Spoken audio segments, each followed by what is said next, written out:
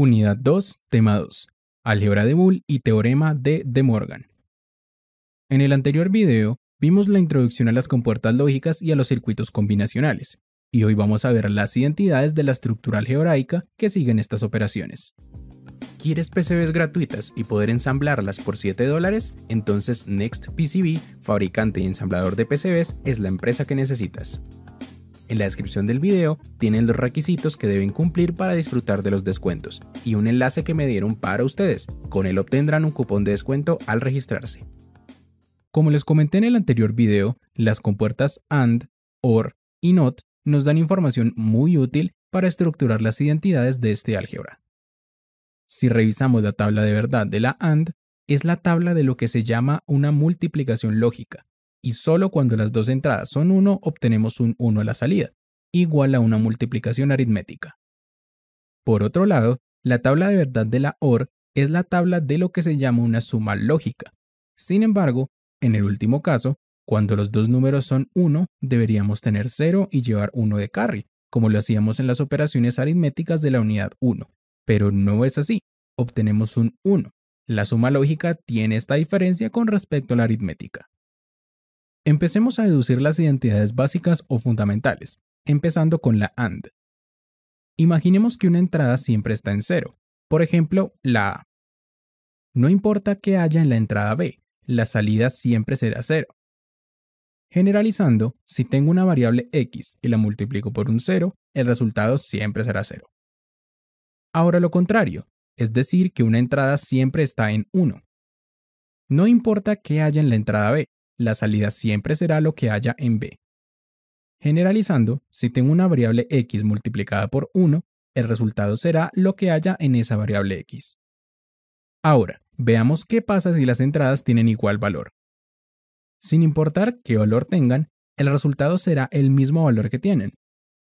Generalizando, si tengo una variable x multiplicada por la misma variable x, el resultado será lo que haya en x. Por último, veamos qué pasa si una entrada es el valor negado de la otra. Tomando la identidad número 1, todo valor que se multiplique por 0 será 0, y una de estas entradas siempre será 0. Generalizando, si tengo una variable x multiplicada por su valor negado, es decir, x negada, el resultado siempre será 0. Con esto terminamos las identidades que nos puede dar la AND. Ahora pasemos a la OR, analizando los mismos casos.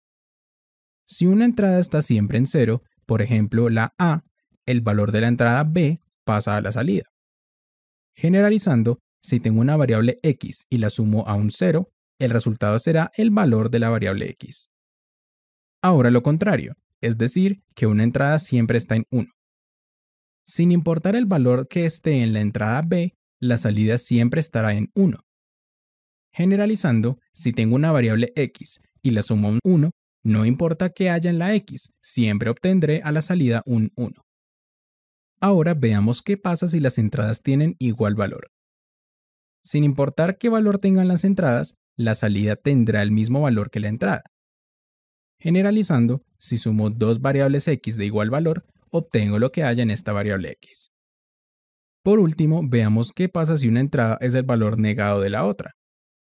Usando la identidad número 6, todo valor que se sume con 1 siempre será 1, y en esta expresión siempre habrá un 1. Generalizando, si tengo una suma entre una variable x y su valor negado, es decir, x negada, el resultado siempre será 1. Por último, pasemos a la NOT, y esta compuerta tiene una única identidad, y es que, si niego dos veces una variable x, el resultado es la misma variable x, y creo que de esta no es necesario hacer una explicación, se hace prácticamente sola. Estas se consideran las identidades básicas o fundamentales del álgebra de Boole, pero las leyes conmutativas, asociativas y distributivas que usamos en el álgebra común también funcionan en el álgebra de Boole. Por ejemplo, recordemos que la ley conmutativa nos dice que el orden de los factores no altera el producto, y esto aplica tanto para la suma como para la multiplicación.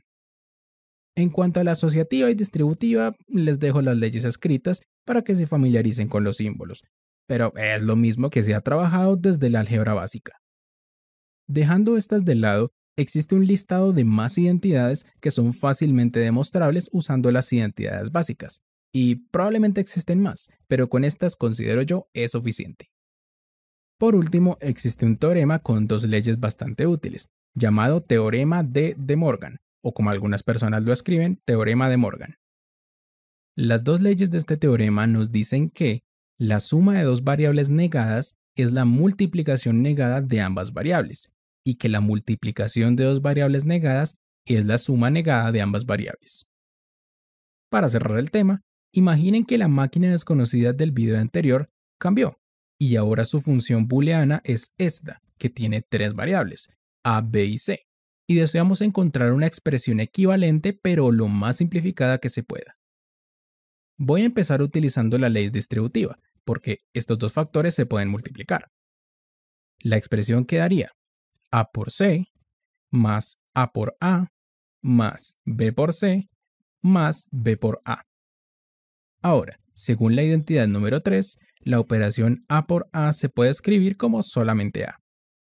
Como la ley distributiva funciona, la factorización también funciona, es decir que puedo factorizar la a de estos tres términos, quedando a por c más 1 más b, justo como lo haríamos con el álgebra común. Usando la identidad número 6, c más 1 da 1. Usando nuevamente esta identidad, 1 más b da 1 y nos queda a por 1. Usando la identidad número 2, a por 1 nos da a. Por último, usando esta identidad, podemos hacer la simplificación final. Asumiendo que la c es la y b negado es la x, si niego nuevamente la b, obtengo b negado negado, y usando la identidad número 9, obtengo b. Es decir que la expresión es compatible con la estructura de la identidad y puedo aplicarla. Entonces, el resultado final es a más b negado más c.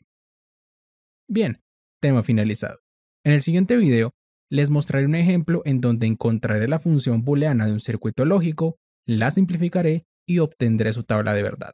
Les habló Juan de Mundo Electrónica y nos veremos en próximos videos. Chaito.